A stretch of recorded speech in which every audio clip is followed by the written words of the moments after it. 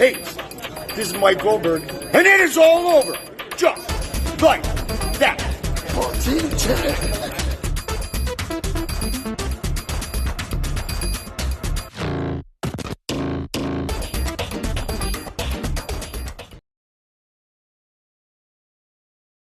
Hey, welcome. We're in Plant City, and we're at the Florida Amateur out here, the Plant City Boxing Gym in Florida.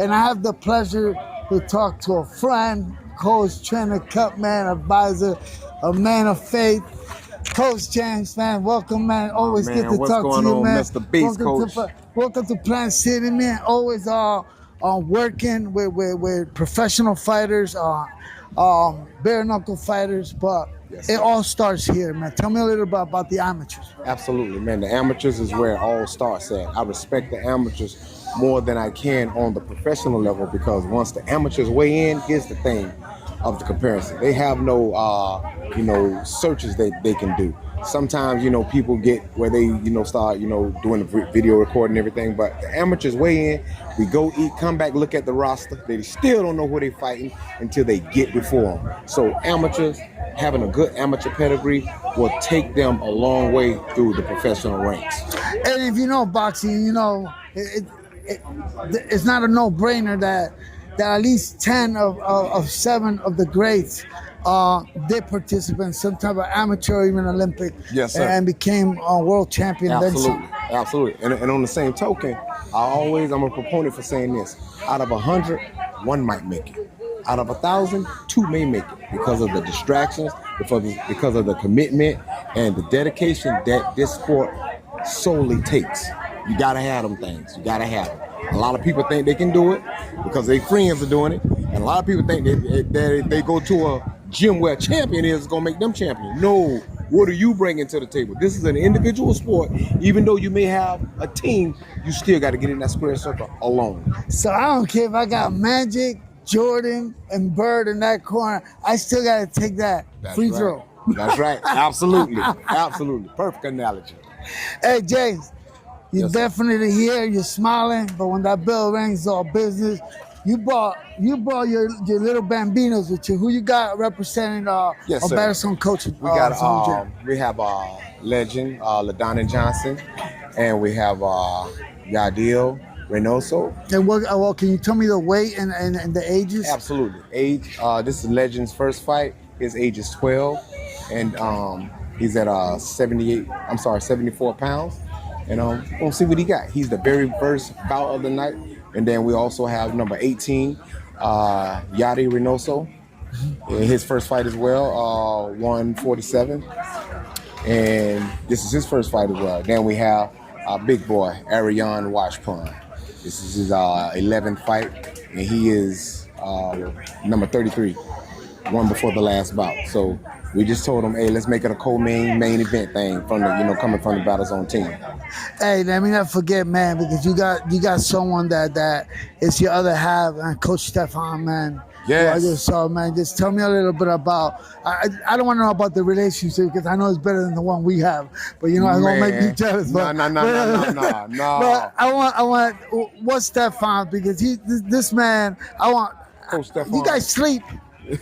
Look, we sleep, eat, dream it, breathe it, digest it. When I tell you that, man, it's beyond. I don't want to use the term lifesaver. It's a comfort. I don't have to ask what's going on when I leave the gym, and I won't ask what's going on when I leave the gym. He's my better half in this. Him, Coach Charles, and one of the guys that I used to train when he's amateur. Now Coach Emmanuel Johnson. So those they don't stand in front of me and they don't stand behind me. They stand like a chain link fence beside me. So we sincere and dear real family over there. I take my brotherhood serious. And you're doing a wonderful job with the youth, with the pros, and with the one thing that you'll never see so do the MMA, bare knuckles. Just tell me a little bit about. I know that's just prospering. You just got more fighters now, and what you learn out of bare knuckles, because regardless of being a contact sport, there's different rules and regulation in every contact sport. Yes, sir. So one of the fighters, when they initially came to me, You know, I used to train him as an amateur, and it took him a while to come to me because I don't do MMA, any of that stuff. But you know, a lot of those guys come to us for striking. So when he came to me, and I knew he was bare knuckling it up, so I knew I was coming to him. I was like, nah, I'm not gonna do this. But then I'll look at it, when you do the history on it, when they start initially put gloves on the hands, it wasn't to protect the face. It was to protect two other things, the hands and the investor. So it's still boxing, it's still fighting, still combat. It's just with flesh, you know. And I'm not gonna send them through the fiery furnace and not go through it, you know, with them. So I said, you know what, let's go ahead and do this. It's a lot more intricate. You just don't have the big pillows like what I, you know, reference the gloves. You know, these are considered golf balls, and they can get into any hot pocket. You can't sit on the ropes with the in the bare knuckle game.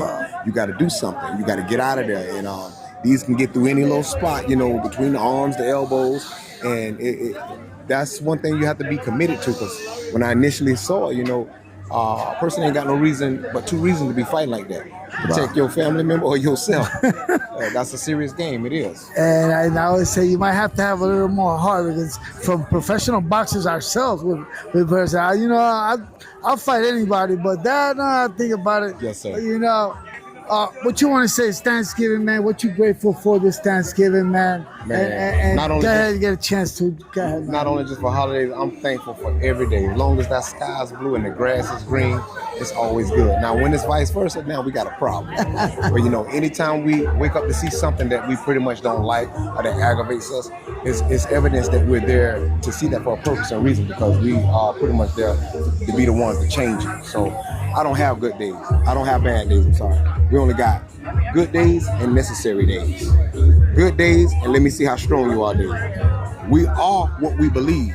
So once we say something, whether it be negative or positive, we're the first one to put ourselves in line to be receptive of it, which puts us the first one to believe it. So grateful and thankful, man, that's an everyday, all day, ongoing thing. Continuously, consistently, repeatedly, and a habitual thing we got to step on that faith line.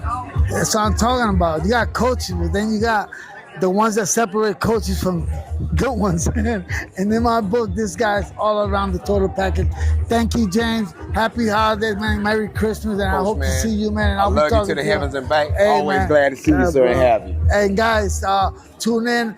Battle Zone Gym. Man, these guys are the top-notch condition, bare knuckle, everything. We just mentioned it, man. And if you tell them Beast Boxing Tiger send you, they'll take care of you, brother. That's right. Pa que sepa. Yo, don't forget to hit that. We're going to put you through it, but we're going to take care of you. Yes, sir. And yo, keep punching. And we're in Plant City. Come on, man. They got great food out here. We got about 1,000 people here. Listen, we got good security. It's all good. And I'm here, and Coach James is here. So forget about it, man. Keep punching, and God bless. Get at you.